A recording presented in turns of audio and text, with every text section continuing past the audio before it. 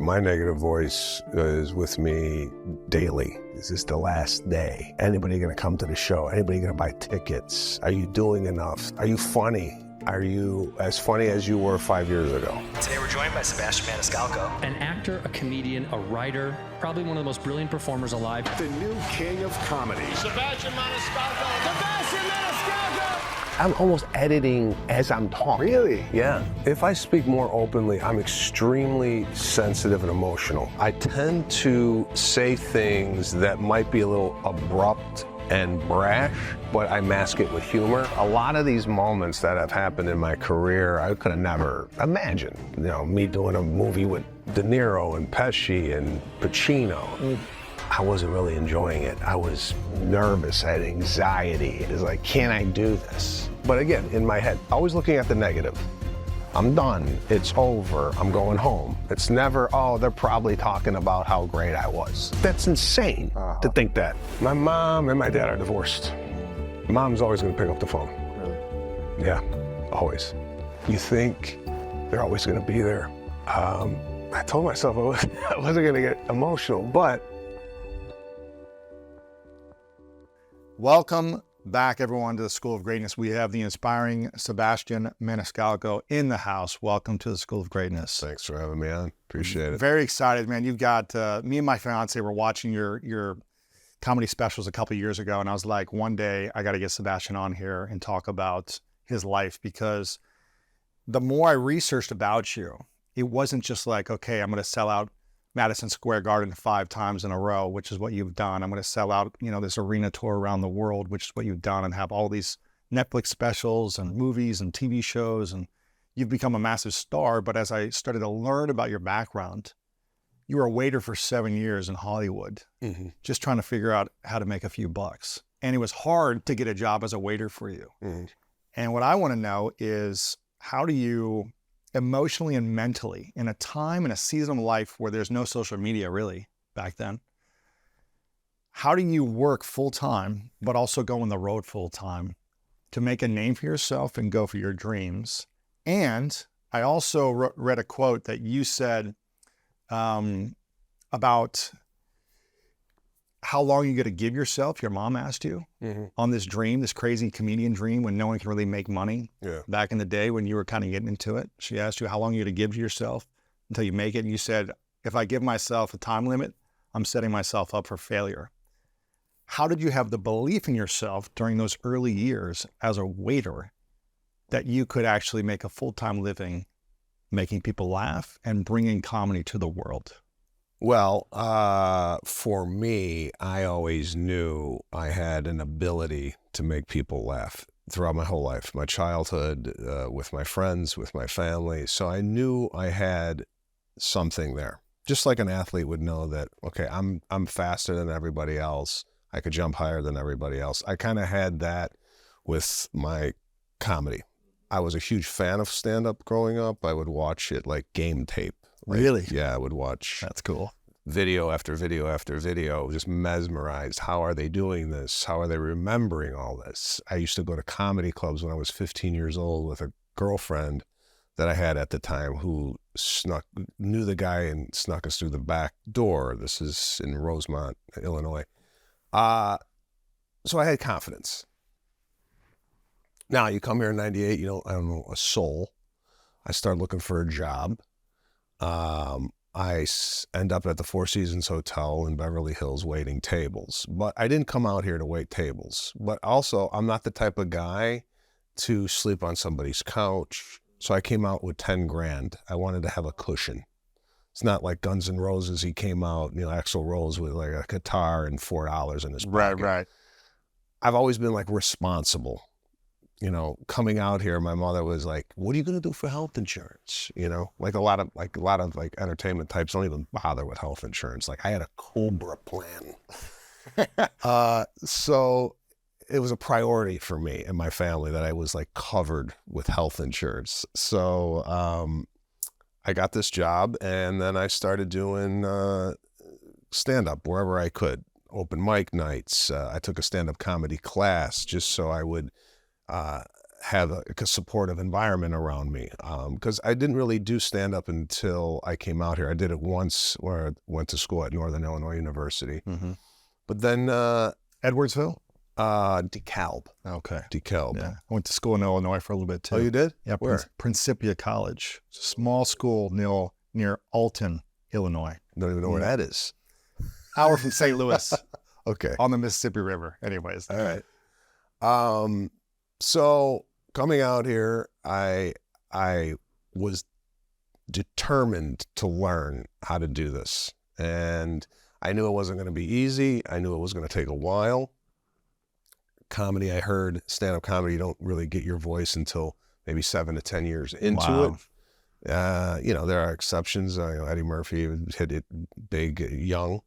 But I knew that I had to really put the time and effort it was going to take. It's like bodybuilding, it's like you're not gonna look the way you look overnight. It takes time in the gym, it takes diet, it takes dedication. So I knew that. That's not to say that there was one point in my life where I called my father. I go, I don't know what the hell's going on. I've been doing this for 5 years. I'm still waiting tables. I'm not really making any money at this. I was discouraged, not ready to quit, but just needed like a pep talk. Did you have any momentum? Were people laughing at the shows you were doing? Were you getting audiences to show up? Did you build a name or? Not in 5 years. I didn't have like a fan base. I just was bouncing around. I took a kind of a different approach than a lot of comedians. A lot of comedians come out to Los Angeles from a place that they were already doing stand-up, whether it be Chicago, New York, Florida. And they were like the king or the queen of that city. Yeah, it's like, oh, it's time to go. Where I came and I didn't do any comedy anywhere other than here. So I had to kind of make my bones around town, which at that time, there was not a lot of opportunity as far as stand-up comedy. There's not a lot of clubs here in Los Angeles compared to New York. I think New York's got 21 comedy clubs here. It was like 4 major clubs. But, taking gigs wherever you could get them. I mean, if I had to go to Modesto for $50, which is a far drive, I would go because they were giving me 45 minutes worth of time. And then here locally, you get 15 minutes. So that extra half an hour for me was worth the drive. So you call your dad? I call my dad, I did this in college too, because my first semester of college, I was discouraged because of, I was failing. I had a 1.2 grade point average out of 4 my first semester because I was shocked to be away from home. I was living with a roommate that I didn't know. Just having a tough go of it, just tough. Called home, called my parents, they kind of set me right. Just because I was ready to quit. They're like, don't quit. Stay there, just, stay the course. So same thing here. I called home. It's not really, it's waiting for like just to make some money. That's all I want. I didn't want like fame and fortune. I never got into this for fame or any money, nothing. This is something I got into strictly because I enjoy putting a smile on people's face. That's it. I think a lot of people go into some of these things for the wrong reason. And I was not, I had a work ethic, like I worked constantly when I was a teenager, whether it be Olin Mills Portrait Studio, Olive Garden, I was glazing ham at Honey Baked Ham. There was no like, you come home from college and then you get like a spring break. There was none of that. It was like, where are you working? Right. Because you got 7 days to make some money. What's that temp job you can get right now? Yeah. Yeah, I was with a temp agency, anything to get money. Just because my dad is psychotic when it comes to work. He's still working. He's 77 years old. He's a hairdresser and he's still doing dye jobs. So I'm willing to put the work in. Yeah. So at that 5-year point, I was just kind of a little discouraged just because I didn't really see a lot of progress in the sense of making a living at this. I was making people laugh. I just was, didn't book any, go on auditions, which was awful for me. I hate auditioning. Sitting there in a room sweating and doing something that is not really natural to me. Mm-hmm. But, kind of reset myself and then just said to myself, you can't really look at other people's successes and say, hey, that guy got a TV show. How come I didn't? Everybody's got their own course. You might not realize it at the time, but if you're worried about other people and what they're doing, you're kind of taking the focus off yourself. So the only thing I could really concentrate on was just being as funny as I could be. That's it. That's the only thing I had control over. I didn't have control over how many people were going to come to the show. I didn't have control over when I was going to get paid for this. The only thing I could do is like, how funny can I get myself to be? And then after that, hopefully that will be enough to start making a living out of it. But I would say every year I found myself getting better and better and better. It's not like I went on stage and no one was laughing. I knew I had it. It's just, when is it going to kind of turn? When is the audience going to build? When is the money going to come, the gigs, the opportunities? So when you called your dad for that pep talk, what did he say to you then? He just basically said, the same thing he said. It was both my mom and dad said, you went through this during college. You wanted to give up during college. It's not that you want to give up now, but, you spent 5 years there and nothing. We have a saying in our family, like the Maniscalcos always have to go through the tough road to get where we want to go. It's never been easy for my family, never. It's always been like, if someone went from A to B, we're going A, B, C, D, E, and then, then we get there. The longest way possible. The longest way possible. There's never a shortcut. Climb every mountain. Yeah. It's never like, oh my God, you made it a year in. No, it's always been gotta work for it. So, did your mom say, hey, I told you, like, maybe you should have given yourself a time limit, or like, hey, maybe you should get a real job now, or hey, it's like, maybe it's time to give this up and just do it on the weekends for fun? I don't think there was ever a point where my parents encouraged me to give this up. I mean, even though my mom said that in the beginning, I think my mother saw that I had an ability or a talent to do this, and was super supportive. I mean, my family, coming from an immigrant family, generally speaking, the arts are discouraged just because there's no stability, there's no health insurance. What are you going to do? Start a family. So, but my case, they were, go for it, get it, pursue it. And thank God I had that support system, because, it's a tough road. And if you got your parents telling you, come home, and it's like, everybody's against you. But I've also heard you say that your dad is like pretty critical of you too, right? Very.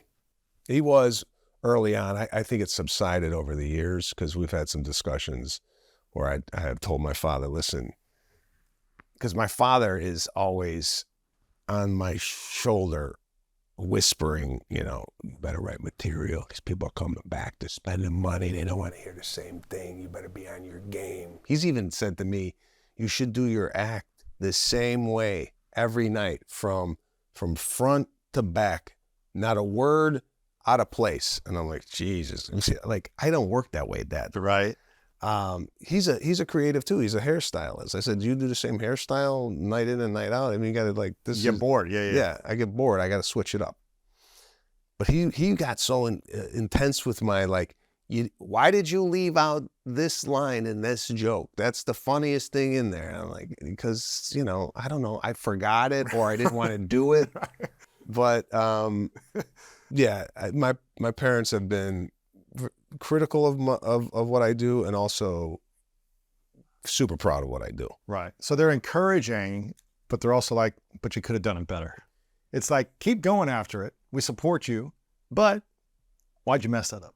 Yeah. There's no big head. You can't get a big head in my family. They don't want you to, and I'm seeing that a little bit with my kids now. I mean, I think you take from your parents and go, this is what works well. Works well, and this is what doesn't. But my daughter does a recital, or my son does a game. Yeah, they're young, they're 5 and 7. I know that they could do better. So I see what my parents were seeing in me. Potential. You could do better. You got to commit more. And I see that sometimes with my kids. So I get it. I get the parental concern when it comes to your kids. Sure. And if they're reaching their full potential. So, but there's a time where, I've reached a certain level of success where it's like, okay, Dad, something it's working here. But then also it could be the fact that they're always pushing me to do better. And he might be saying, well, it's because I'm on top of you all the time, right? It's because I'm critical of you. That's why you're successful. Yeah. You never know. Yeah. I'm curious, before you go on stage, whether it be at a local comedy store here in LA or at Madison Square Garden, do you have a negative voice that speaks to you that day, that hour before? If so, what is that negative voice? And do you combat it with anything, any tool or strategy or mantra or personal statement to support you to overcome that negativity before going on stage? I don't have a negative voice prior to doing shows. My negative voice is with me daily, like on a daily basis. Like what's it sound like? What's the voice saying to you? It's a variety of things. I mean, we were talking before this started of like, when's this going to end? Mm-hmm. Is this the last day? You know, anybody going to come to the show? Anybody going to buy tickets? Are you doing enough are you funny? Are you as funny as you were 5 years ago? Have I peaked? This is constant. Every day. Yeah. Kind of a general. It's a kind of a general like voice in my head that, are you spending enough time with your family? You know, what are you doing in Montana at a show when your kid's at a recital?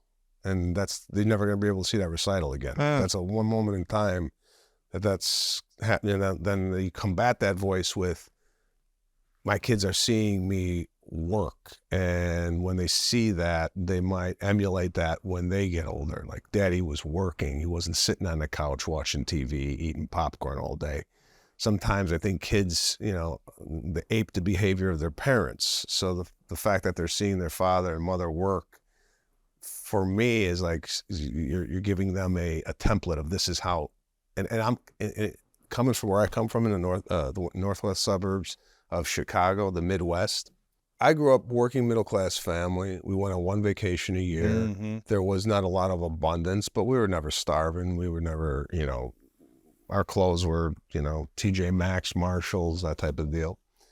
And I like the way I grew up. I like the way that my parents, you know, brought me up. Manners. You know, we went to the Chicago Bulls game to see Michael Jordan, but I was sitting in the obstructed view, trying to look around a pillar. pole. Yeah. So now I'm very conscious that my kids are growing up in a completely different environment, completely different city, seeing things that probably I've never seen as a kid. So my objective is always to tell my kids, you know, like, Daddy's working, but all fun things that we do, we wouldn't be able to do those things if Daddy didn't work. And you guys, a lot of people don't get to do these things, you know. So, you know, we go to Disneyland and we had a guided tour once. I grew up at Disneyland. I was sitting in the line for 2.5 hours, right? Now, it's an interesting dynamic because I work so hard to get to a place where I don't really have to stand in the line, because I don't want to stand in the line. No. Right? And if I have the opportunity to do this, to enjoy it, why wouldn't I? But then also, I'm also conscious of my kids.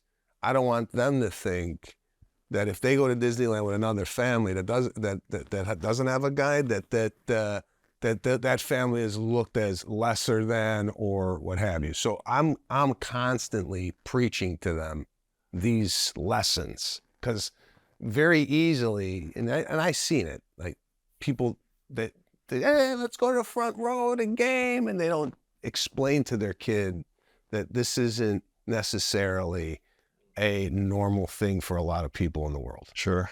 So yeah, man, it's tough. It's tricky. Yeah, but I got to learn to enjoy these moments, because if I'm always pining over, are the kids going to grow up to be spoiled? You know, like, then it's like not fun. Yeah, of course.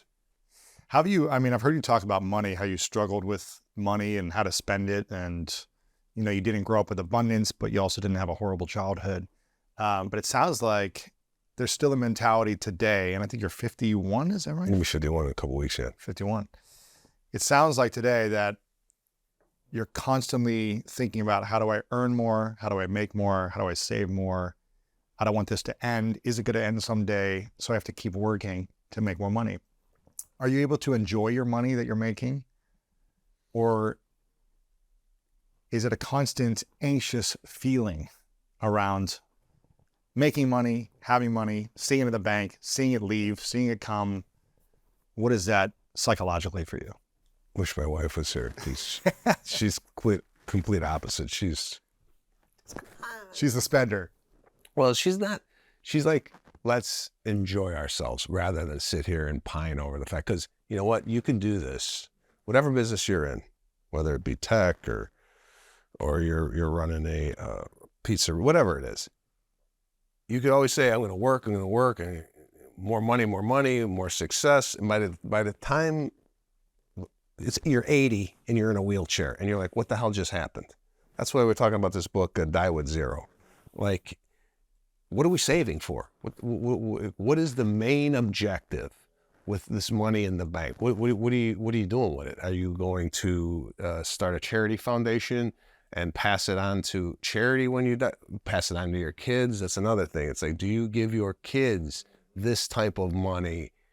And them knowing that, does that take away their motivation to do anything for themselves? I've seen this happen with a lot of wealthy families where the kids are coasting because they know, hey, look at that. And when he dies, I get this, or I got a trust fund, or what have you. So I just wish I could, and I'm getting better at it. I am getting better at it. But then also too, I have no template for this.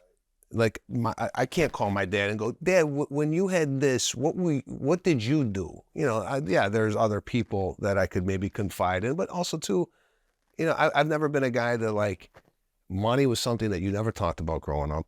My father often said, don't you dare tell anybody what I make. You know? Really? Oh yeah. Very and still hush. To this day, I don't like to, like, you know, people go, oh, how much money do you make during the show? I'm not that guy. I don't flaunt what I have. I don't, you know, if I'm doing something that's kind of special, it's special, but it's special to me and my family. It's not necessarily special to social media. I'm not the one to grab my phone all the time and go, look where we're at. You know, it's just not who I am. I find that behavior a little gross and immature. But I am getting better at kind of letting loose. Not that I'm cheap. I'm not cheap. We do great things.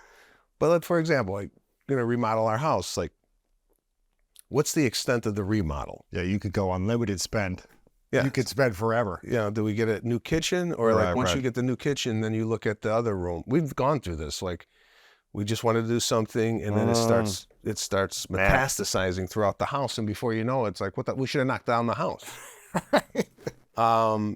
So all these decisions another weakness that I have is decision making. I can't make decisions. Like, there's a lot of people that just remodel. We're going on vacation in June. We're going to go see your mother in December. Me, I sit there and I pine, and by the time I make the decision, that the date's gone. You know, where are we bringing the kids on this tour? What cities? You know, well, if we go from Connecticut to Florida, that's going to be a long. You know, it's like some people are just like, let's do, and I look at those people and go, man, I wish I had a little bit of that in me. Wow. Do you find it's hard to make decisions in your comedy career because you have a lot of different things going on? Do you feel like I need to say yes to everything because I don't want the money to stop coming in, or I'm in a hot season right now and I don't want that to die down, so I have to say yes to everything? Or can you make better decisions, yes and no, on things in your career? I think career-wise, I'm a little bit more disciplined on my decision making. Really? I don't take a lot of things. I'm not that guy. Why is that? I always want to keep my profile elevated. I don't want to do anything that's just to do it. So when I do a TV show, the show I'm doing right now, Bookie, is an elevated look for me. It's something that I feel passionate about. It's something that I really enjoy the people I'm working with. And it kind of goes, I've worked so hard to build up my stand-up comedy to where it is, I don't want anything I do to be less than what I'm really good at. So I don't take a lot of things that are just low hanging fruit. Really? You know, like if I'm, going to do a collaboration or a brand deal, not that I do a lot, but I'm going to make sure that kind of fits within my pillars of what I do, whether it be, food, family, being Italian. I don't want to do anything outside of my. Yeah. Unless it's COVID and you got to do Zoom calls all day, right? Well, to make money. Well, then COVID hit, and then I was like, it's funny because my dad always said, "You don't know when it's going to end, right? Your tongue could fall out tomorrow." Right. And COVID happened. Yeah. And thank God, because I was fine. I thankfully had enough to get me through. I saved and that. I didn't even want to dip into that, so I was doing Zoom comedy for corporations, but not like I heard people were doing like comedy with a microphone in their living room to people. Mine wasn't like that. I said, okay, how could we adjust here?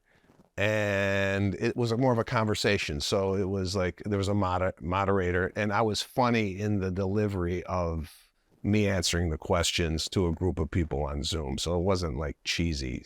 I remember the 2008, 2009. I was on my sister's couch for a year and a half. I was planning to try to make it in the NFL. I played arena football. I got injured. And then that was the end of 2007, 2008. I had a surgery. I was in a cast for about 6 months. So I was sleeping on my sister's couch in Columbus, Ohio at the time. And I remember the feeling of having no money and not being able to find opportunities during 2008, 2009. I don't know where you were at then. Were you still? I was at the comedy clubs. I was making a living, but I was making like $1,200 a week. Right, but this is when the housing market crashed, and it was just like, people with masters couldn't get jobs, and I was like, I'm almost flunked out of college. How am I going to get a job? And I remember thinking to myself, I never want to be in this situation again when the next thing happens. Mm-hmm. So when 2020 happened, I was like, I'm ready for this, because I had saved and I had invested. I was like, bring it, mentally. I didn't like that it happened, but I was like, I am financially ready now for winter. And we were talking a little bit beforehand how I was like, I always saved and just, rode in the back seat of, every plane, middle seat, cheapest flight I could get, multiple connections, whatever it is, to save money for years. And then I realized, okay, maybe there's a time for that, but we have to unlearn those things once we're generating more also, and start using our money a little bit more. Yeah. What does your wife think about with the amount of abundance that you've created for your family over the last, you've known her for 15 years, married, I think 10, but you weren't financially abundant when you really met her. No, but she comes from means. So More means. Yeah, than I did. So my wife is kind of used to being around wealth. So for her, and to her credit, when I was doing comedy clubs in Addison, Texas on Beltline, we stayed at the DoubleTree, and she was right there with me. Although she might have been used to staying at 5-star hotels, she was right there with me, and she was out there selling DVDs while I was taking pictures. Really? So she was not spoiled by any means. She's just a super, super positive person, always walking around with a smile on her face. And you never would have thought she was from, that part of the world. So my wife is extremely proud of what we have been able to accomplish. I say we because she's a huge part of what I do. Yeah, you see me do stand-up, but she's working behind the scenes, as well as a lot of people are, to kind of create what we've created. So my wife's an artist. Wow. And she kind of tackles all things visual, with whether it be merchandising. That's cool. Or posters, or how is this going to look, photo shoots, what have you. So she represents your brand. She supports the image of you. Yeah. Wow. And she's a Virgo, and she's very, very particular, but perfectionist by all stretches of the word. you know, like even She'll criticize everything in well, here. not that criticize, but like even you coming up with the school of greatness. Like, how does that look? Should we tilt it this way? Should we tilt it that way? You know, and I'm more like, it looks good, you know. And she's more like, you know, should we take the of and make the other words cursive? Like, wants to see a lot of different ways it could be done. Wow. So, What's her birthday? September 6th. Okay. Yeah. What are you? I'm Pisces. Right here, Pisces. I'm March, but my fiance's Virgo. She's August 20th. Oh, is she very specific? And Yeah, she's an artist too. I mean, she's an actress and writer, okay. producer, and yeah. So you know what I'm going through at all. Exactly. Yeah, exactly. What's the thing you love about your wife the most? What do I love about my just the optimism, like anything's possible. She is super social, which I'm not. Really? And she has. Are you more introverted? Yeah, definitely. Really? Definitely not the life of the party. Come on. No. If I know you, we're gonna have a good time. If you know, I don't. It takes me a while. I'm like souffle. You know, it takes me a while to get ready. To warm up, warm up. You're more reserved around people you don't know. Yes, very laid back, very. But when you're doing stand-up, you don't know the audience. I don't know the audience. I feel stand-up is completely different than going to a party or going to a dinner with a group of people that I'm unfamiliar with. I tend to, even going golfing with 3 other guys I don't know, or I'm quiet. I'm just quiet. I like to listen first before I start opening my mouth. I don't share a lot of my personal views or about me a lot. You know, like I come on these things too. It's like, you know, how much do you share? You know, coming into this, like, you know, Who's this Lewis guy? I'm going to open up to him and tell him my whole life. Yeah, I mean, there's a lot of people. I've seen your show. You know, some people say sometimes they break down a little bit. They get emotional. I've gotten emotional. I was on Gayle King, and I was crying with my father on an interview. So it's like, you know, how vulnerable are you going to be on these things? You know, I'm sure like people, you could tell someone might have their guard up a little bit, and like they're not going to like give you a lot. So yeah, it's always like. Even nowadays, it's like, I know this is going to go out to a ton of people. And you know, you say, oh, anything that you don't want in here, we could edit out or whatever, you know, but like, you know, I'm almost editing as I'm talking. Really? Yeah. Yeah. What do you think would happen in your life if you didn't edit before you spoke? I mean, obviously we want to be mindful of what we're saying at all times and not just blurt out mean things. But if you spoke more openly from your heart, do you think something would change? If I speak more openly, I'm extremely sensitive and emotional. So my fear is always going down the word. Like I could cry at any moment. I just want to go see If the. I saw that this last weekend. Balling. Did we balling? Dude, it's beautiful. Yeah. So it's the music and oh man. Balling. So not that I'm fearful of crying. It's just sometimes like, oh, do I really want to go down this road today? So, and you ask, oh, what would happen if I was unfiltered? I tend to say things that might be a little abrupt and brash, but I mask it with humor, and it comes out, you could laugh at it, or it doesn't come out as, I get my point across, but I make you laugh as I'm doing it. Right. But there is a part of me that could come out, if I don't do it with humor, could be a little aggressive. Like a jerk or something. I wouldn't say a jerk. It would be a little, you know, I don't want to say inappropriate. It would just be a little... insensitive. Insensitive, yeah. Yeah, it makes sense. Yeah. Interesting. I've had a lot of comedians on here. And I'm curious, who are 2 or 3 when you were kind of in the scene early on that you really looked up to that you still respect today? When I started comedy, when I came out here in 98, I really enjoyed watching Bill Burr. Man, he is funny. Funny cat. I got into the elevator of where I was living in the apartment complex, and First day I lived there, Bill Burr's in the elevator. Come on. And I was like stunned. I was absolutely stunned because, you know, you're in Hollywood. You see these people on TV, and it's a far cry from northwest suburbs of Chicago.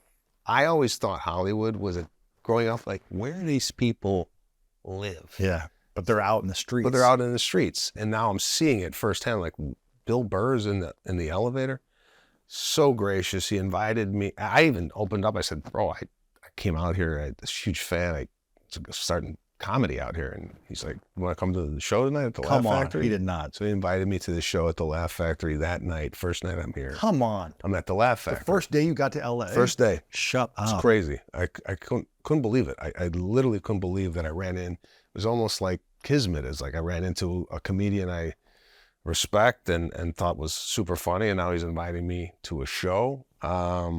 So yeah, he's one of the guys that was an inspiration for me, and you know, friends with him to this day. He comes over once in a while for the kids party. So who else did I enjoy? I mean, I've always been a Seinfeld fan, and then subsequently met him years ago. And what was that like doing recently you did a stand-up with him with Netflix? yeah, we did myself, Gaffigan, and Bergazzi at the Hollywood Bowl. What was that like, growing up watching Seinfeld and then being on stage before or after him as like the same level, essentially?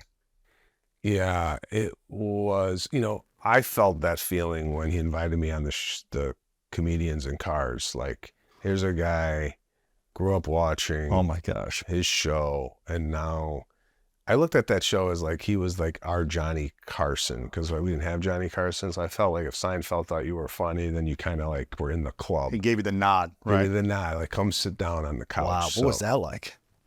It was surreal. I mean, we're whipping around Los Angeles in a 1969 Camaro, and then when I went to New York, he invited me back on the show again, and we were on Vespas, going through New York on Vespas. So yeah, a lot of these moments that have happened in my career, I could have never imagined, you know, me doing a movie with Scorsese, a guy I had posters on my wall, and you know, De Niro and Pesci and Pacino. I mean, it's really, I mean, and again, enjoying those moments when they're happening, because I wasn't really enjoying it. I was nervous. I had anxiety. I was like, can I do this? I mean, before I got out of my trailer, I go, I'm going to go do a scene with Robert De Niro and Joe Pesci with Scorsese directing. And I haven't acted really. I mean, I've done a handful of things. Little skits or something. Yeah. It's like, you know. What was that like? How did you perform? I didn't sleep for 2 nights before the scene.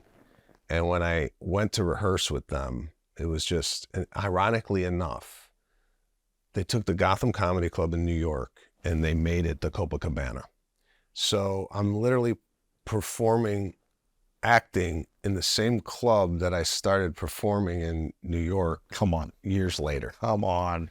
Or years earlier. So in a way, did you feel more comfortable because you'd been on that stage? I was on the comedy club, but it didn't look like the comedy club, obviously. But that's surreal, man. It's surreal.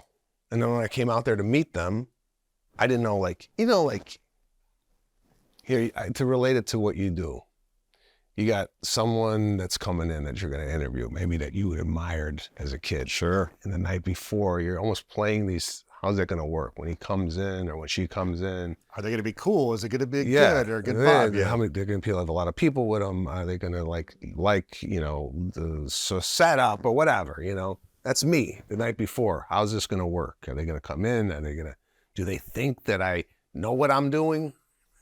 Because I don't. Yeah. But very gracious, very nice. And now we're going to do the scene. And then we do the scene. And they yell, cut. And De Niro and Pesci and Scorsese get in a huddle without me. I'm the only actor that they're not talking Like, to. did I do something wrong? Yeah. Am I messing up? I thought I was fired. But, you know, they've been working together for 40 years. I got a shorthand. So, but again, in my head, always negative. always looking at the negative. I'm done. It's over. I'm going home. It's never, oh, they're probably talking about how great I was. Right. So I don't know what that is, and I don't know who thinks otherwise. I you know, like we were talking, that you seem very positive guy and grateful and this, and I'm grateful that we get to live in Los Angeles. And I saw a 7-year-old kid who was selling candy, and I'm sitting there listening to that. I'm like, wow, man.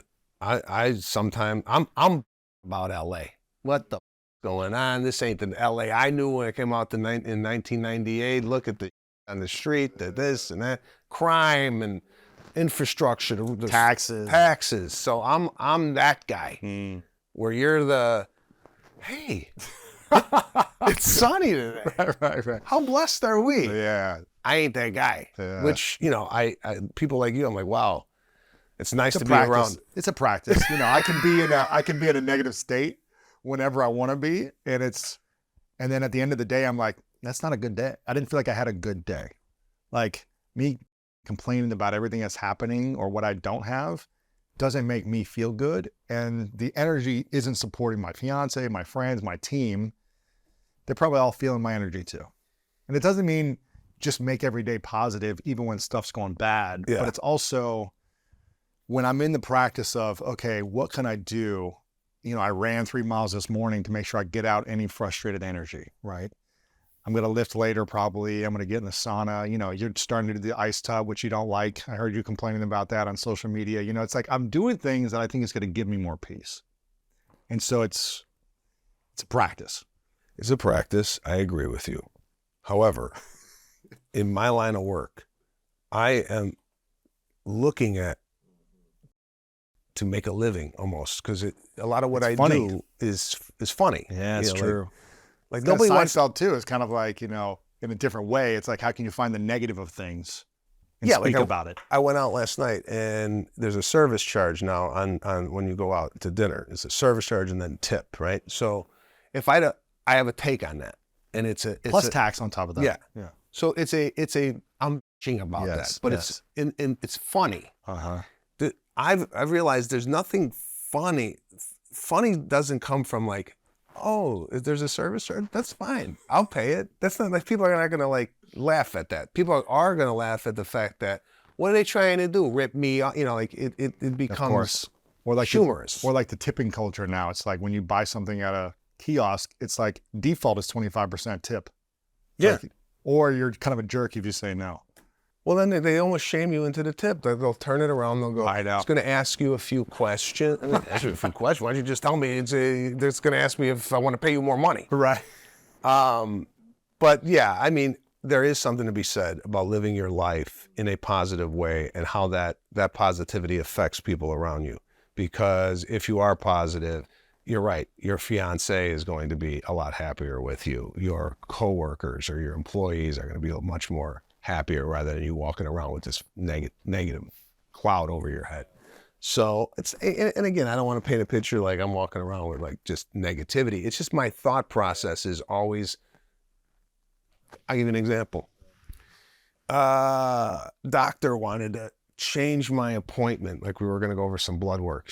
Could we do this 15 minutes earlier? I read into that. I think, oh, they found something in my blood and they need an extra 15 minutes to tell me I'm going to pass away. Right? Like, really? That's, again, funny. Yeah. Funny. Yeah. Right? But, like, who the hell would... Normal people go, oh, yeah, no problem. We'll do it at 10 o'clock. I go, why? Why are you switching this? Yeah. Because my blood's screwed up? Sure. You know, like that's insane to think that. Right. But that's part of what makes me, as a performer, funny. Yes. Is I'm looking at that, and I guarantee you, other people, maybe not you, but if I say that on stage tonight at the Comedy Store, they'll laugh their ass off because they're laughing. I laugh too. Yeah, they're laughing at my neuroses. No, it's interesting. I mean, it's like I played football, and I have compassion. I'm going to be careful what I say here, but I have compassion for some football players when they are trained by their coaches to be killers for 3 hours in practice. And then all of a sudden you're supposed to switch it off and be like this almost loving Zen human being. Mm. When it might take a few hours when you're driving back home where you're like still kind of got that testosterone rage feeling where you're screaming at someone in the car, or you're just quick with someone, or you're whatever, because you've been physically pounding against another human being for hours in practice. There takes time to like step into kind of almost a new identity, a new personality, a new human. And that's not easy to do when you're trained to be a certain way and you're paid to be a certain way and you're celebrated to be aggressive if you're an athlete like that, where you're celebrated to be neurotic. You're paid more.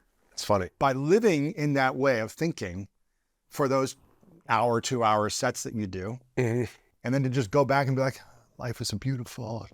Thank you for this 20% upcharge. And, you know, all these things. I'm blessed to pay taxes in California. It's like, well, I never thought of it that way. Yeah. It's funny that you put it in those terms and kind of correlating it to a trained almost killer out there, and then he's got to come back and be like this loving husband. Loving husband. Yeah, I get it. Like, I'm paid to think a certain way. How do you shut that off when it comes to everyday life? Which, for me, is you make a good point of it. I'll definitely leave here today thinking more about what you just said than and trying to apply it. Yeah, but I'm assuming that, I mean, correct me if I'm wrong, I'm assuming that all day you're looking for those moments. It's for material. It's not that I'm looking, it just hits me. Hits you, but you're like, you're writing it down, you're memorizing, you're thinking about it, you're telling someone, oh, did that land? And it's just a constant, you're looking out and you're seeing it or it's hitting you. And it's part of your daily thought process because that's what makes you funny. Otherwise, you don't just sit down for 2 days and say, let me think about the last 3 months and how I can make funny material. Yeah. Yeah. Always a hypersensitivity of what's going on around me, which it could be great when it comes to being a comedian, but also could act as something as a negative because you see things maybe that other people are not seeing. Yeah. Yeah. And I've run into this with my wife where, you know, she might meet somebody and not kind of see what I'm seeing and what they're doing or how they're behaving. And you know, and she's like, can you just like, you know, and I go, no, I can't. It's almost like I relate it to an allergy.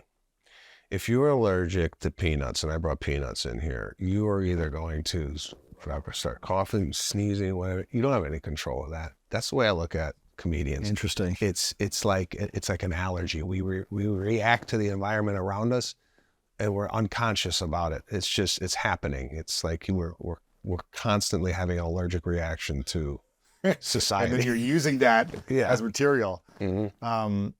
Going back to what you said, you know, Scorsese, De Niro are huddling after you do this scene, and you're not in the huddle. Mm-hmm. And you're thinking to myself, I'm fired. I was horrible. I can't believe I screwed this opportunity up. What happens next? We got to do better. They came to you? No, me. On my head.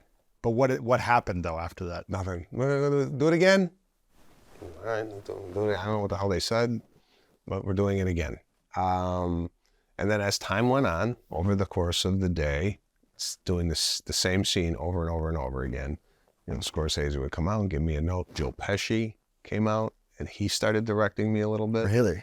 Which I was like, is this Am I cool? supposed to be directed by an actor? Yeah. But I guess Scorsese, I found out later on through Joe Pesci, had said, you know, like, I guess Scorsese always thought Pesci should be a director because he's always got good instincts. So, you know, that was something I think worked out with them, where there's a scene where I'm telling De Niro's character off and I throw up my hand. And what Pesci had told me prior to that, he goes, this guy's going to kill you in the next scene. You need to leave this scene. So he is so pissed off at you, he's going to kill you. You can't leave here kind of nonchalant. You gotta leave here with some intention. Piss him off. Yeah. Piss him off. And again, it's like, wow, that's a great note. But again, I don't know, why did I think of that? Even though this show I'm doing right now, Bookie, Chuck Lorre will come out and go, you know what? Do it this way because your character is feeling this right now. And I'm like, why did I think of that? So he didn't have to come out and tell me that. But again, That's your thought process. that's my thought process. You think Kobe told his coaches, "Don't coach me"? After when they do a timeout when they're losing, and he's like, "Don't tell me what to do." I think Michael Jordan, you know, when you're watching him back in Arlington Heights and you went to watch him in the arena, you think his coach is not giving him some positive encouragement and said, "Hey, here's what I'm noticing that you didn't see," because it's a blind spot. Yeah. You think Jordan's saying, "Screw you, coach. I'm going to do it my way. No. I got it all figured out." No. Yeah, I mean, it's like... But here's where the insecurity comes in. For me, it's like, I've had so much pressure on myself to be the best. And then when you fall short of it, and somebody's got to tell you, that's not the best, try it this way, I take it as like, oh, I should have came up. But I'm becoming more, I'm adjusting my thought process when it comes to that, because I've talked to other actors and they're saying when he's watching it on the screen, to your point, you're not seeing what he's seeing. You're here, he's there. So he's got a bird's eye view of what's happening, where you're kind of... And if you're thinking about what's on the screen, you're not in the flow. Not at all. When you got 2 kids, right? 2 kids. They're 5 and 7. 5 and 7, yeah. So when they were like 1.5, and they were trying to walk, and they kept falling over, did you like scream at them and say, "Hey, you should have this already figured out, this walking thing"? No, I didn't. You know what I mean? It's kind of like, you've never trained to be an actor. Like, Yeah. how are you supposed to be this like world-class actor in your first few scenes? Yeah, I get it. But again, I would just think that I would be able to have enough instinct to become that. It's just, again, That much instinct with De Niro and Scorsese in your Yeah, first scenes ever? It's I like, come on. you just never You want to put be. so much pressure on yourself. You never want to be the weak I link. hear you. I know hear what I'm saying? it, man. Like, I hear it. even though you're a rookie on the football team, course. right? And you're going to go out for a pass, and you never played in the NFL before. True. You miss an open path, boom, done. Yeah, you don't want to drop the ball. Your teammates like, this is the pros, bro. Those mistakes you can't make. You know what I'm saying? True. Regardless if you're a rookie or a 5-year veteran, I think if you're playing in the same game that everybody else is playing in, you have to be as equal to or greater than those people. Man. No? And yes, and also have context. Like, hey, this is my first movie. They know they're bringing me in for a specific reason because I have a gift in some other area, or I have an audience in some other area that can bring to this movie. They wanted me for this. It's not like playing the whole movie. It's like a specific role. So they should also give context of like your experience level. If I'm 15 and I get dropped in the NFL, I can't expect to live up to the standards of 28-year-old men who are pros just because I played football for a few years. True. But had the opportunity to like catch a pass or something. So context also, I feel like. Context. But I hear you though, man. I'm all, I did my first scene in the movie, my fiance's movie. And I was nervous, man. I was so nervous because I'd never done acting before. I don't know how to act. Mm-hmm. But I freaking trained for those 4 lines for like 2 weeks, like over and over, man. Yeah. Because I didn't want to slow down the set. I didn't want to waste any time. I was like, I'm going to nail it and do the best I can. And it was nerve-wracking for sure. Yeah, but in that case, you're stepping so far out of the box of what you normally do. The expectations cannot be that high with you, right? They are high for me because For you. yes, But what I'm saying is, this guy don't act. The other people, maybe your fiance or what have you. I'm in the entertainment business, and I'm going from one thing. you're not acting. Yeah, but it's similar. Stand up, I'm acting up there in a way. It's similar. It's not like I'm taking a huge leap outside. It's not like I'm a comedian It's a leap. and now I'm going to be a chef. You know, it's Yeah, it's 2 different arts though. It's like saying I'm going to shoot a photograph and paint a photograph. Those are 2 different art. You're in the arts, but it's 2 different arts. yeah, but I think they're close enough together. I hear you, man. I hear you. This is a great conversation. I'm loving this conversation about this. So I also heard you talk about earlier in this conversation, you said you are a sensitive, emotional person. You'll cry. You cried at the movie this weekend that you watched, but you struggled crying on set with De Niro. Is that right? In a scene with De Niro? Oh God, yeah, that was tough. Why was it hard for you to cry on a scene with De Niro versus you can watch a movie and cry in a moment? What was the struggle there? With the De Niro thing, it was the expectation that you gotta cry. The pressure. What? Go see a movie. There's no like, the emotion hits you. This was, okay, you need this emotional scene, you gotta cry.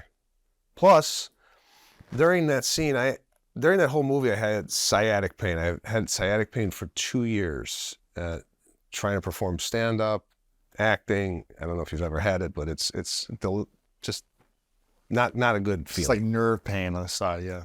Shooting. Mm-hmm. I had to come into that scene out of breath.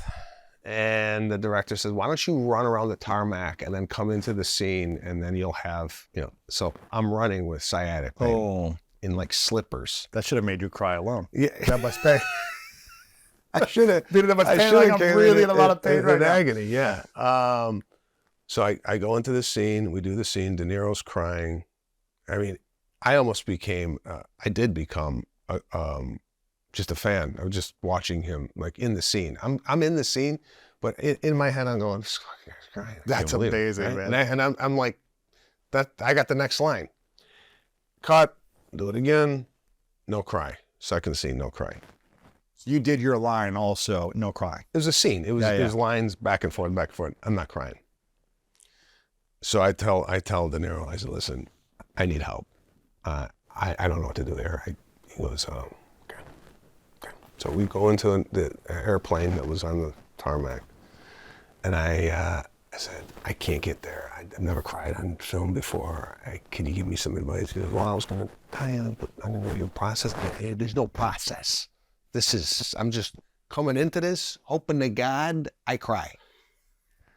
And he starts to tell me, what I do, what his process is. He starts talking about his kids. He starts crying as he's talking to me. Real life cry. About the family stuff. Not fake cry, real cry. Yeah. I start crying. Watching him cry. I go, I gotta use this. So as I ran out of the airplane, I started running around the tarmac crying. He told me, think about your father and your mother, what they sacrificed for you to get to where you are. Your father came from a small town in Sicily. Wow. At 15 years old, didn't know the language, and started a family, bought a home. Think of all those things. So I'm like, wow. As I'm like thinking about this, as I'm running on the tarmac going, it's amazing where my family came from and where I am now. And that really kind of produced a lot of emotion. The problem with the movie making is I did it, right? I did it. I cried during the scene. Cut, do it again. Do it again. Oh, it's so hard. I got to think about that again. And then each scene gets lesser and lesser of emotion. Yeah. And that's why those days it's a learning lesson. Now I know when you do an emotional scene, you got about three of those in you. Three takes, maybe. Yeah. After that, it's hard to like recreate that emotion time and time again. I mean, there's people that can do it, but for me, it's like we did the scene, because you do a wide and then you on that we do a close up first and then you kind of go from there. But my God, it was a learning experience. I mean, I'm arguably with one of the best actors who ever done it, and for him to kind of walk me through that was very instrumental in me kind of taking that and then applying some of those lessons to what I'm doing now with Bookie and other projects. So This is beautiful, man. I'm curious about comedy. Feels like it's really having a big moment right now in culture. I mean, it's like you can go on Netflix or any streamer and it just seems like there's specials everywhere. Everyone's on tour. People are building millions of followers on social media. And it seems like social media has created more superstars in comedy in the last 4 or 5 years than probably in the last 20. It seems that way. How do you feel about the rise of comedy stardom for so many guys in the last 3 to 5 years and their rise to success with social media versus the way you and others did it pre-social media when it was just, hey, we were on the road for 10 years, making $50 a night if we were lucky, working as a waiter or whatever it might be for 7 to 10 years, trying to get a special. What's your thoughts about where comedy is now and where some of these guys and gals are kind of really taking off with content versus before? So this is an interesting question for me, because you could slip into this, my day ahead, you could do that, which I've had my moments of, like, is what we're seeing now on social media with these kind of, I call them like flash in the pan videos. And then they're catapulted into, oh, okay, you're going to go see them live now. And 2,000 people are going to show up and see, what are they going to see? I've never been to these stand-up shows, so I don't know. I can't speak to, like, if a guy or a woman makes it offline and then starts doing comedy live. I don't even know what that looks like. All I know is I know how hard it is to come up with material, and I know how much practice that this requires to be a polished, seasoned comedian. I can't even imagine how the internet prepares you at all for live performance, because there's you got to do the work. There's no, like, you can't jump the line. You can, but then, like, what happens after that? Right. You could build audience and get attention, but you still have to deliver on stage. Got to deliver on stage. So that's number one. Am I mad at the way this is?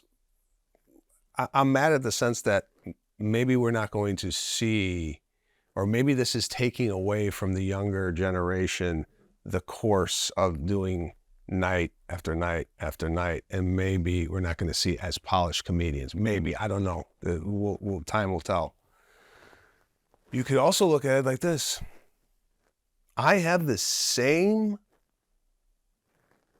social media. I have the same opportunities that they have, right? I could be utilizing social media to become the biggest comedian in the world, because I not only have the act, I also have the opportunity now to build with these videos online. Now, for me, I don't think I have found my world, Your on lane, social your media. lane. My lane. I don't know where, I do a podcast, The Pete and Sebastian Show. I've been doing this for 12 years. Wow. Right? 12 years? years. So I've been doing this 11. I didn't know many people were doing it longer than me. We're under the radar. You're popular. We're not. Now, I've been trying to crack the podcast code. Yeah. Right? Now, With all these comedians blowing up on podcasts, right? yeah, I'm like, geez, like, you just go down the list, the Theo Vaughns, Everyone the Bobby but you. Lees. Yeah, Yeah, everybody but me is making it in the podcast arena, right? So I'm like, all right, what do we got to do on our what are we missing on the podcast? What's not? What do we've never had guests. It's just Pete and I talking. So we're like, the fact that we don't have guests, is that why we're still in the basement? Because we're not bringing in a guy or a girl with an audience that's going to make our podcast broader appeal, right? So we started bringing in guests over the last year, and we have yet to see whether or not, like, this is going to Pay off or whatever. pay off. But, social media is there. You got the same social media everybody else has. So you can't complain that somebody is doing well on social media and then selling tickets in an arena. You can't complain on that. But it is a level of focus, attention, and energy. And I feel like social media, in a sense, is its own art. It's like, do you want to spend 5 hours a day thinking of one video, and is it going to take off or is it not going to take off? It could be a full-time job thinking about bits on social media, or how you're going to start this content, or whatever it might be. And we only have so much energy and attention. It's like, do you want to be great on stand-up or in your specials, or can you be great at everything? I don't know. That's challenging. No, I've heard time and time again, you pick one thing and you're great at that thing, and that's it.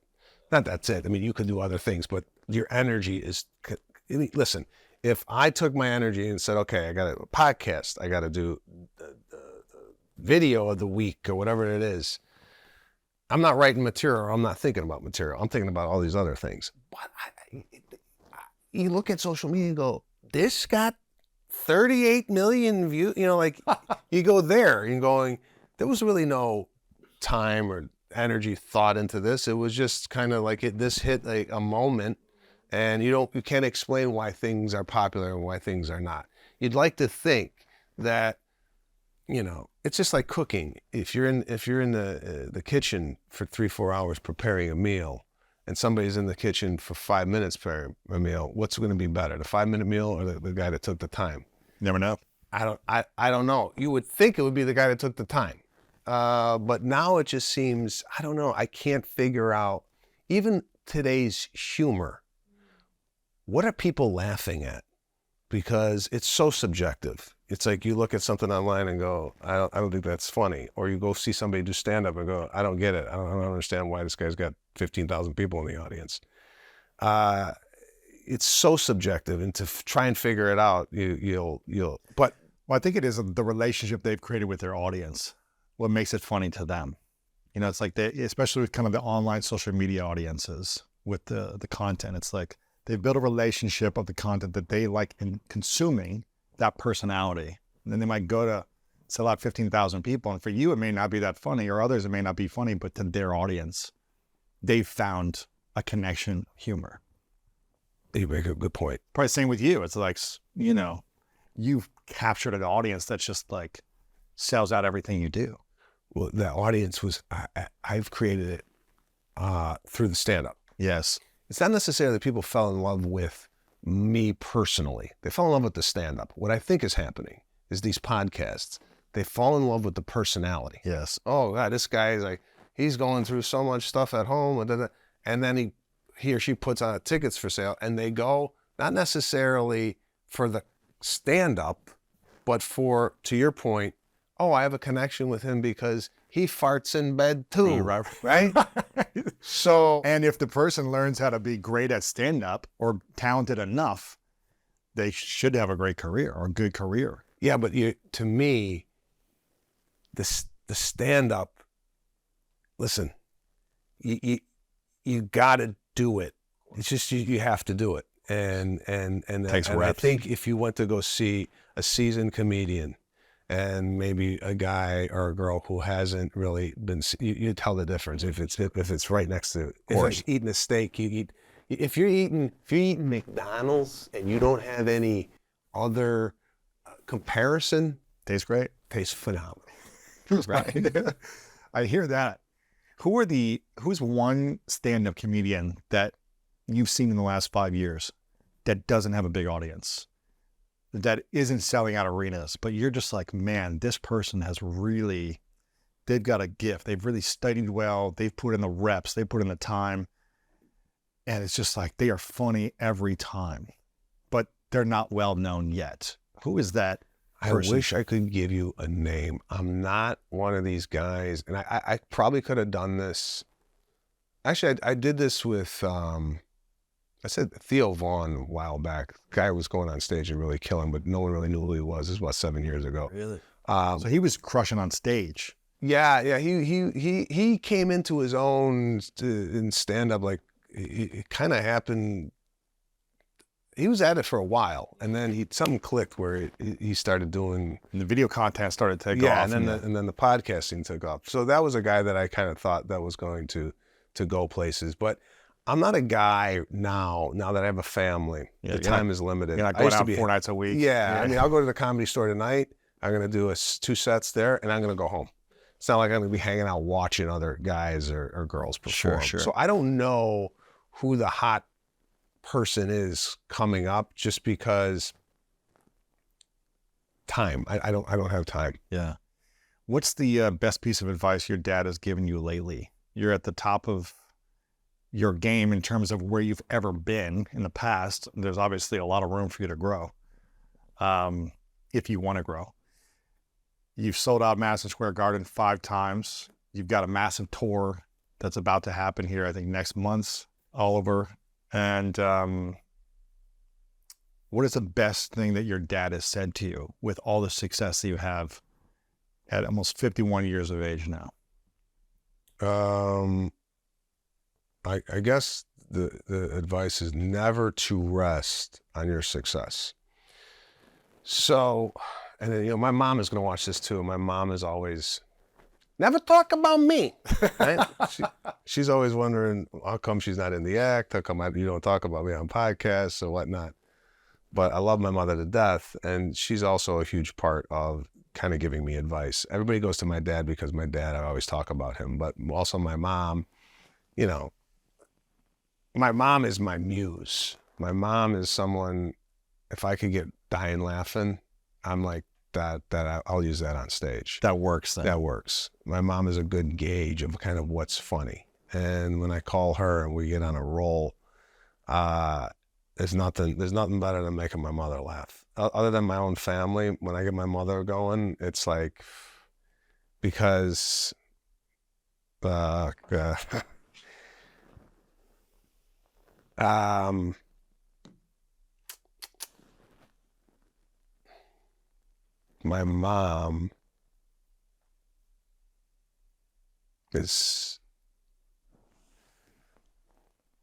mom and my dad are divorced. And my mom is living in California near my sister, and she lives alone. Yeah. And I never thought my parents would have gotten divorced. Grew up in a family where laughing, and now they're not together. So for me, to make my mom laugh, not that my mom goes out more than I do. She's got friends. She's at a jazz night here. She's having a glass of wine here.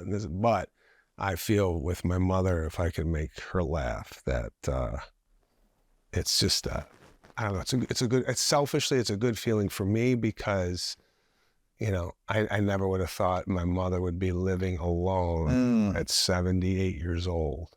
I thought my parents were going to grow old together and die together. I never thought I'd call my mom and then have to call my dad.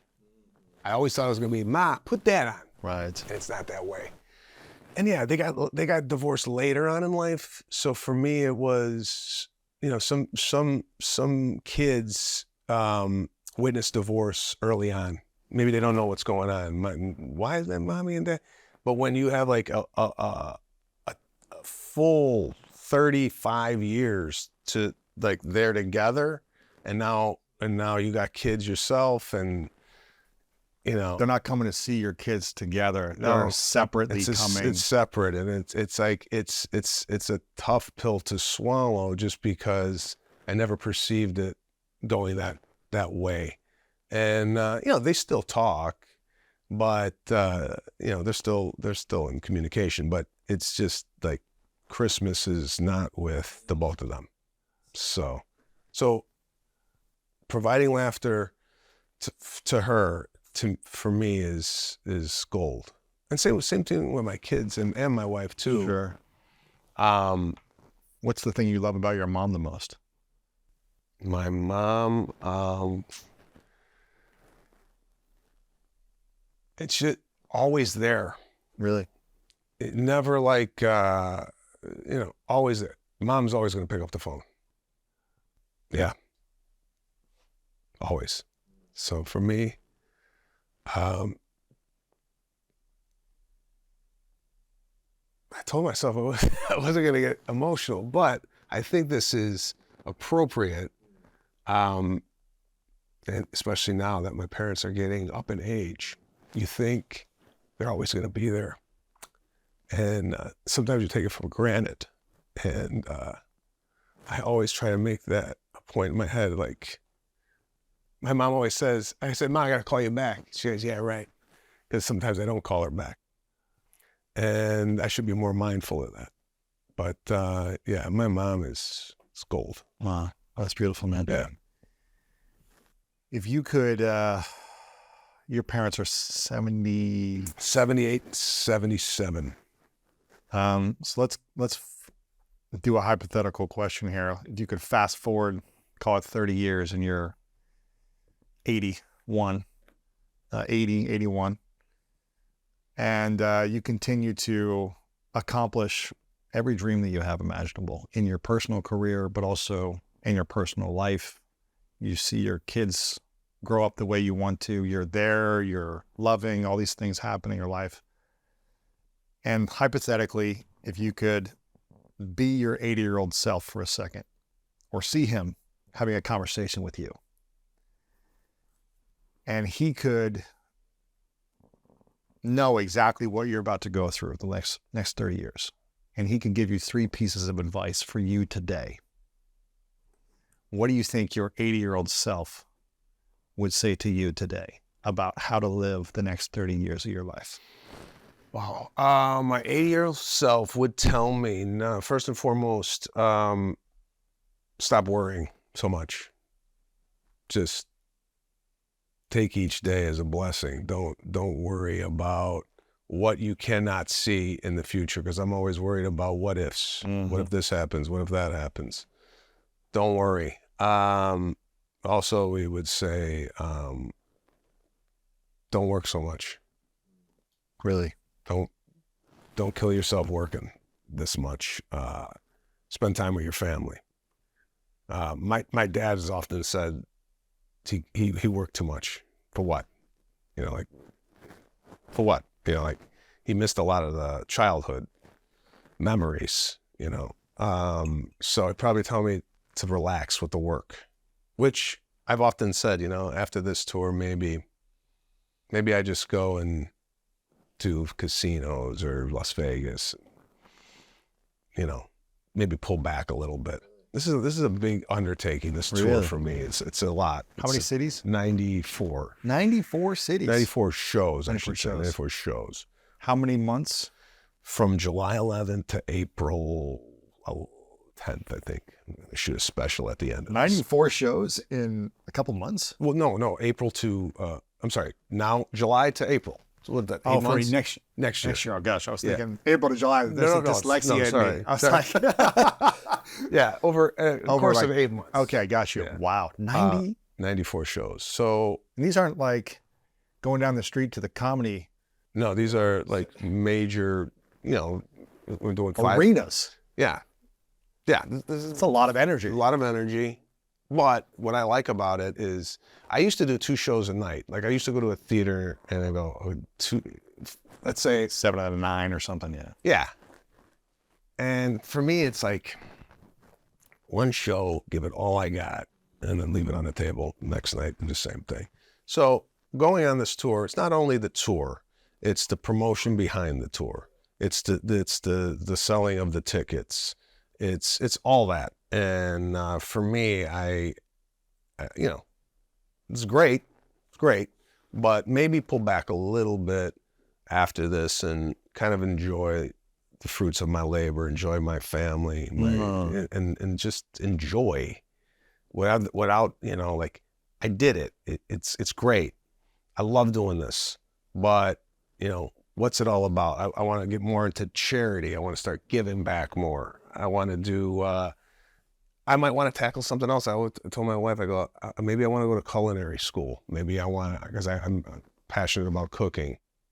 Not to become a chef or open up a restaurant, just the love of it. Just for the love of doing something, just to do something out of pure enjoyment, not figuring out, how do I monetize? Everything now is like, if you have a hobby, put it up online and then you could get a chef the sauce. Because you're, I'm kind of tired of trying to figure out how I exploit my own personal love of life and how it feeds into stand-up. Can I just do something to do it without letting the world know I'm making pasta tonight? Why can't I just make pasta and not go, hey guys, I'm doing that? It gets to become a little too consuming of just want to go on vacation and not tell anybody I'm going on vacation. Or how do we make people laugh while I'm on vacation? Do I have to? But no, it's I feel like a lot of people feel pressure to constantly be putting out this content that, I don't know, do you really need to be? I mean, it gets into like, is there any privacy anymore? People are in the hospital, their grandfather's not, and they're whipping up a Facebook Live, Grandpa's not, it's like, can't we just keep right, the family? Yeah. I don't know. Maybe I'm antiquated in my thinking, but I don't know. I just feel like. Have you ever been able to enjoy the tours, the big tours that you've done? Like you said, I'm going to finish this, then hopefully I kind of just pull back and maybe do casinos or smaller mini tours or weekend gigs or whatever. But do you think you can enjoy day by day these next 9 months? Well, I told myself I'm going to enjoy it more than I ever have in the past, because in the past, like people go, oh, you sold out Madison Square Garden 4 times. How was that experience? I don't even remember, because I was worried about selling out Fort Lauderdale the next weekend. You know what I'm saying? So sometimes when you're in it, you're not really in it. You're past it already, and you're not even conscious of what's going on around you, because your head might be other places. This time around, because I'm bringing my family. Oh, that's good. Because I'm bringing my kids. That's cool. I want them to like relish. That's beautiful. Relish in this. I get more enjoyment now. And I always have. I'm a big guy in hospitality. I love making people feel. I love making people feel good. That's why I do stand-up comedy. But I also like making people feel good in other areas, whether it be me hosting them at the house for a party, or, giving back to my family in a way where, whether it be financial or whether it be educational, whatever it is. I just like giving. And that's where I think this charity component is going to come in after I think do this tour, to get more involved in the community. Stop about what you're seeing and go do something about it. You know what I'm saying? Like, how do I improve? Because I think a lot of times, like, what am I going to do? What am I going to do that's going to cause an impact in a problem that's so huge? It's like voting. You vote for. Yeah, it's hard. You're going to vote. What's it going to do? What's my vote going to do? Well, you're going to how many cities? 94 shows. I think it's like some 80 some cities. I mean, do you have a charity component already? I have a foundation called Tag Your It. I fund it. There's no board of directors, no nothing. I just give money to it. I'll go on a game show. I'll play for my charity. And then the pillars of the charity are Alzheimer's disease, because my grandfather died from Alzheimer's. Veterans, because my father's a U.S. veteran, United States Army veteran. And children's education, because wow, that's beautiful. I know, a lot of communities are underserved when it comes to education. And my kids are fortunate to go to private school, because the LA school system is kind of shot. But, if I could do anything to help that, that's great. But then again, what type of impact can you make? Well, I would love to push back on you for what you just said, because I think you go into 80 cities, you're going to be in front of tens of thousands of people most nights. You have a big impact to whether to say something before or after on stage to every city. You and your family do something for a local Alzheimer's facility or schools, and to make it a point, maybe not every city, but you're saying, hey, as a family, we're going to go show up at a few of these cities, to the children's hospital or to the Alzheimer's or to the old folks' homes or whatever it might be, and bring joy and serve. I need you as a lifeline, bro. I mean, talking to you, it's like, hey, what? Again, I'm sitting here as you're saying this, I'm going, why didn't I think of that? Why didn't I think of having a charity component on the tour? This is why I talk about, because you're focused on being the best at what you do. You're focused on the reps of comedy, of stand-up, of promotion. You don't have all the time and energy to see the blind spots. This is why I love having coaches. And I have a coach that supports me in almost every area of life. I don't know everything about money. How am I supposed to know about money, like you said, growing up with the scripts that we had as kids? So I have to unlearn things and read books, find money mentors, invest in it, go to courses, whatever it might be. Same thing with relationships. My parents were fighting all the time, screaming at each other. They got divorced when I was a teen. It was a nightmare. I ran away from home to go to a private boarding school when I was 13, because I didn't want to be at home. I didn't feel emotionally safe. I I didn't know about relationships. I failed in multiple relationships until I'm in the relationship now. And it took years of coaching to heal, to unlearn. And I used to beat myself up and feel shame thinking I should have known better. Why didn't I already know this? But I spent 15 years shaming myself, and that doesn't feel good. And so I've just learned through more self-compassion. I'm not going to know everything in the world. Let me try to surround myself with good coaches and mentors and just learn a little bit more as I go, as I feel stuck or feel like I'm going through a problem. And so I was just saying it for you because I know you have a big platform in person and you can move audiences to laugh. And when you can open someone's heart to laugh, you can get them to take action in other areas, or at least be aware. You can get them to listen. And if you want to say a 1-minute message about something you care about with your charity, I think it's a great opportunity. You can bring your kids on stage and say, hey, we're doing this as a part of our tour. We're going to these different Alzheimer's centers. We're doing kids' school, whatever it might be that you care about. Mm-hmm.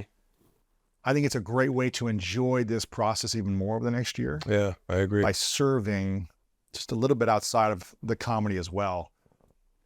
So you can enjoy it and be of service and do good. But we can talk later about it if you want more. I'm not going to coach you on this, but no, it's a great idea, and I definitely want to implement that. And you got enough on your mind already, so maybe it's something your wife supports you with. I mean, this is something that's important, and it would make it more meaningful. Exactly. Every time, you talked about gratitude and really wanting to enjoy this tour, and I want everyone watching and listening to go to the tour. I want to go. Hopefully you're coming here in LA. August 17th. August 17th. So I got to go check it out because your stand-up on your specials are freaking hilarious. Well, thank you. So I want everyone to go who's watching and listening.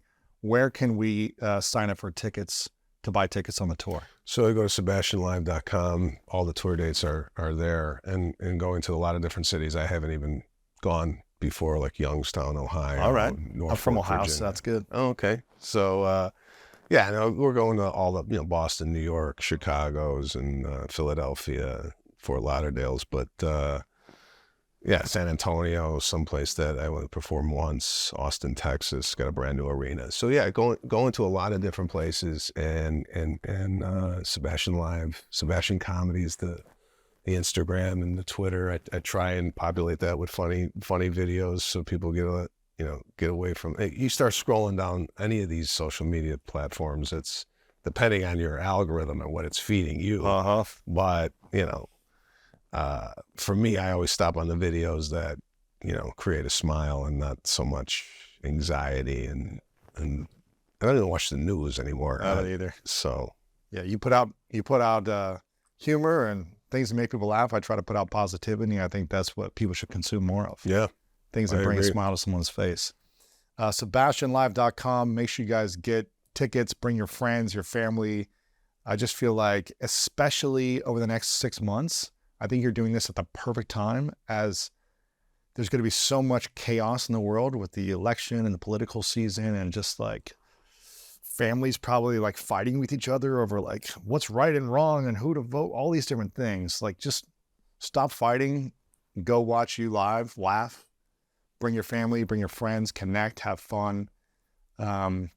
We can enjoy life too. Yeah, and you know what? To reflect on what you said earlier about laughter and how popular comedy is, and I think the reason is because, to the point of people bickering red, blue, and that's wrong, and the way you think is sucks, and whatever it is. When you get people together in a comedy club or arena or theater, none of that is happening. It's just everybody is laughing in unison as one for an hour. Regardless of your political affiliation, your religion, or whatever it might be, everybody at least agrees, in my opinion, for an hour, everybody in that room agrees that this is funny, right? And then they leave, and then they beat out of each other.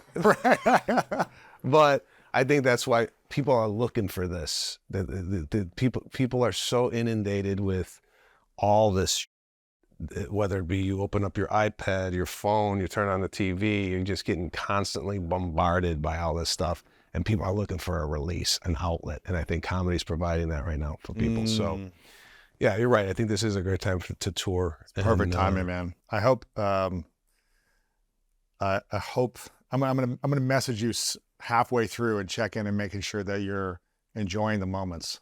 I'm sure there's going to be stress and travel and all these things, but I hope that you're enjoying it as well. And if you are watching or listening and you go and you get a VIP upgrade and you get to do a meet and greet with Sebastian, make sure to remind him to enjoy the moment and say, hey, School of Greatness, I heard you say you were going to work on enjoying the moment.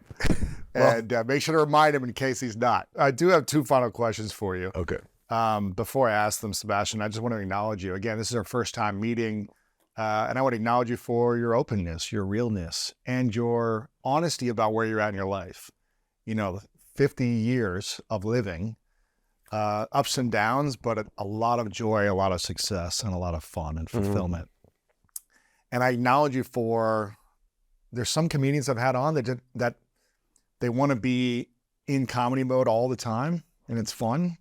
But I appreciate that you're able to also open your heart and talk about things you're working on, things you're struggling with, things that you're, excited about, and all these different things. So I acknowledge you for just the real human connection that we've had, and your open and realness, and the journey you're at. I just think it's a beautiful journey to watch. So congratulations on everything, and I acknowledge you for the joy you bring to so many people in the world.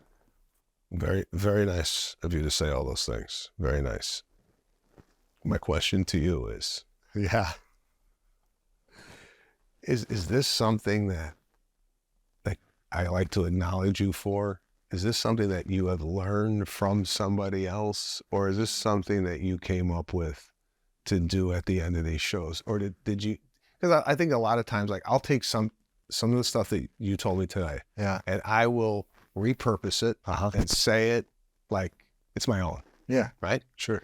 The positivity, the gratitude, even what you're saying now, I acknowledge you for. I think this is it's a good thing to say to somebody, because, you go through an interview and you kind of almost recap it in your own way. Yeah. Is this learned, or is this something that you came up with on your own?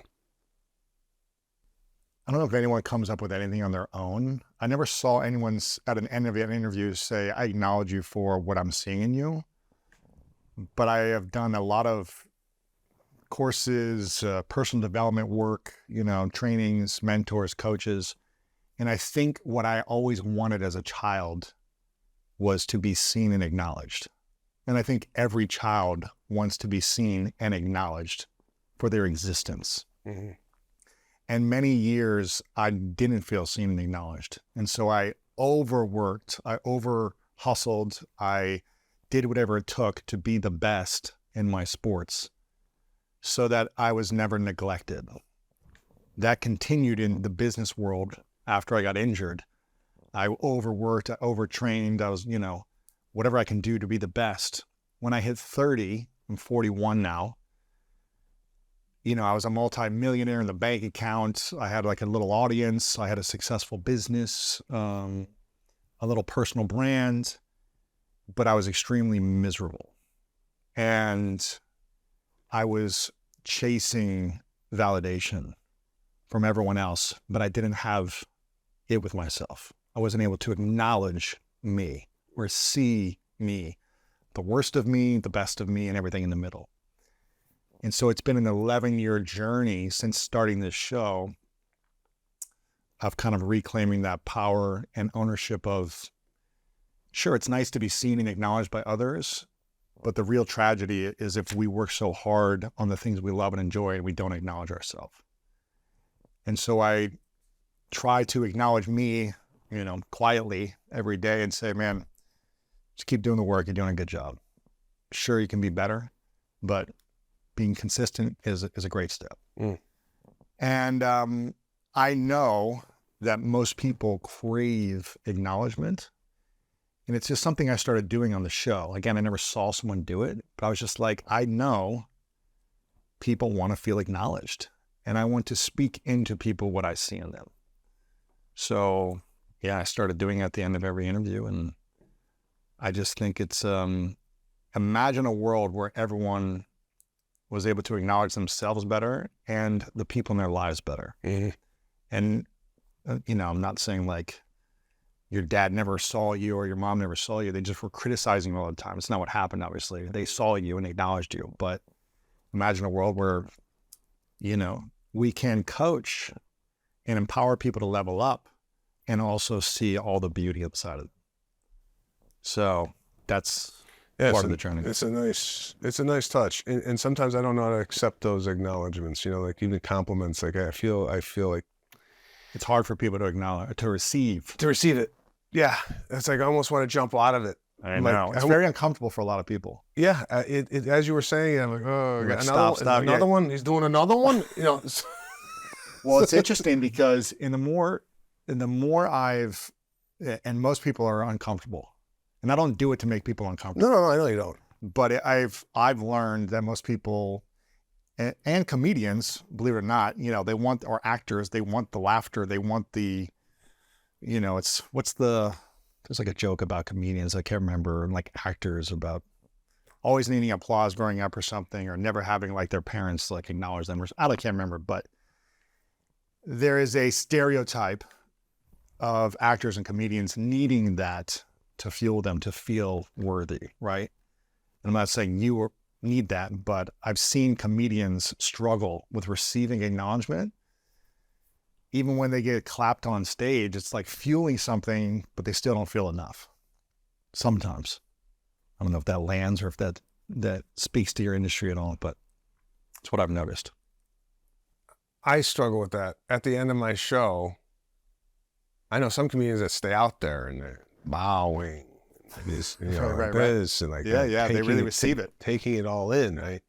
Me, I want to get out of there. Thank you, off the stage. Yeah. Really? And maybe people are wanting to give a standing ovation, or maybe people are wanting to kind of applaud the performance more. And I cut it short because laughing at me is fine, but then acknowledging me is something switches. This is interesting. If you're willing to go for a few minutes on this. Yeah. Something I've learned over the years, because I used to say, nah, like I could do better. Like when someone would like acknowledge me or celebrate me, I'd be like, yeah, but what about that one thing I missed? I remember, I'll tell you a story. I broke a world record for the most receiving yards in a single game, 418 yards in college in one game. Wow. 17 receptions, 5 touchdowns, 418 yards in one game. And we lost the game. And afterwards, I'm pissed that we lost the game. I'm the last one in the shower to leave the locker room. I'm moping around. I'm frustrated. I'm angry. Everyone left the locker room. My coach comes in.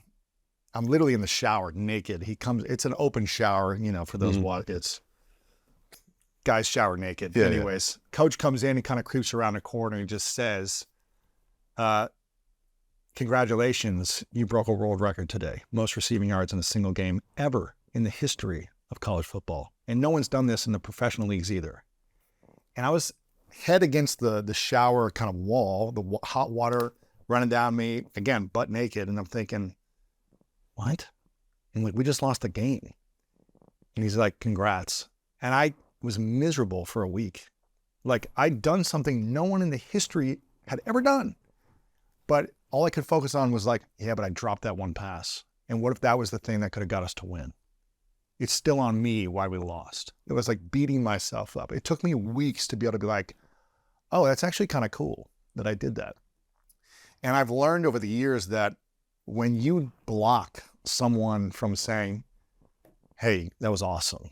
Congratulations. What a beautiful job you did. When you say, nah, or you block it, or you don't receive it, you're robbing that person of a gift.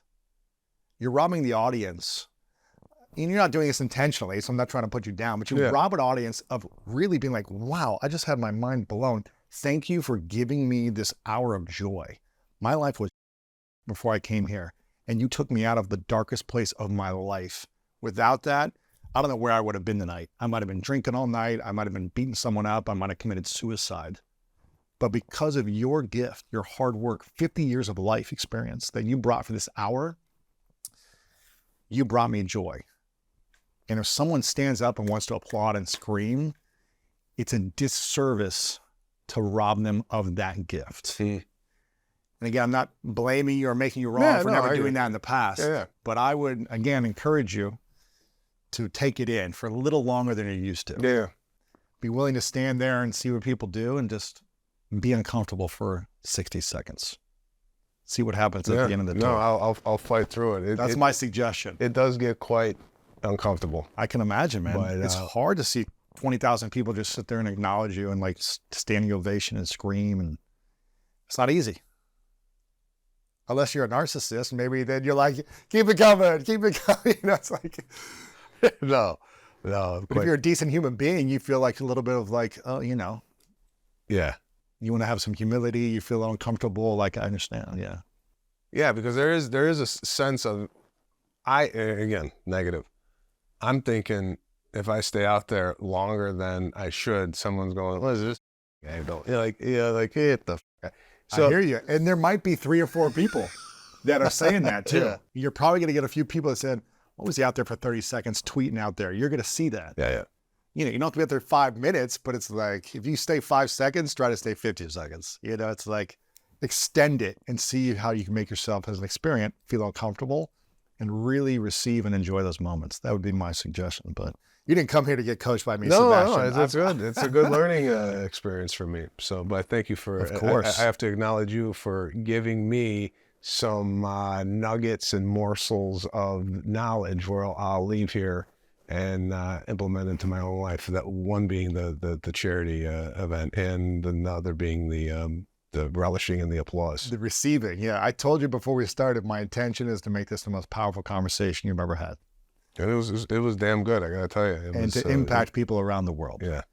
And so I have one final question for you. I've acknowledged you. You shared kind of your 3 lessons. If you were 80, what you would tell yourself today. You said, stop worrying. You said, don't work so much and be with family. I don't know if you said the 3rd thing, but is there one other thing that your 80-year-old self would say to your current self? Take care of your health. Which I'm in the process of doing. I feel like, you spend money on a car, you spend money on vacation. Why don't we spend money on becoming the most healthiest person you can possibly be? Because I think sometimes, especially now, you're getting up into your 50s, not to say that that's old, but parts are getting older and they're starting to fall apart. I just snapped my calf muscle performing, and had to do the rest of the show limping around. Oh man, that's tough. So I don't want those things happening anymore. I mean, I work out. It's not a workout where I come out of there exhausted. I'm moving around. Light stretching and what have you. But the workouts of like to exhaustion are not something I'm doing. Just because I'm afraid what else is going to snap? Right. I mean, I was talking about this on Joe Rogan. I snapped 2 of my biceps. I ruptured my bicep. At the same time? Not at the same time, different times. But there is no trauma. I had no trauma in it. It sounded like, oh, what is that? It was like I woke up and sore. This is what I have. Interesting. And I got kids. Yeah. And I don't want to be. I'm becoming, which I don't want to. We go to an event, and it's we went to Disneyland.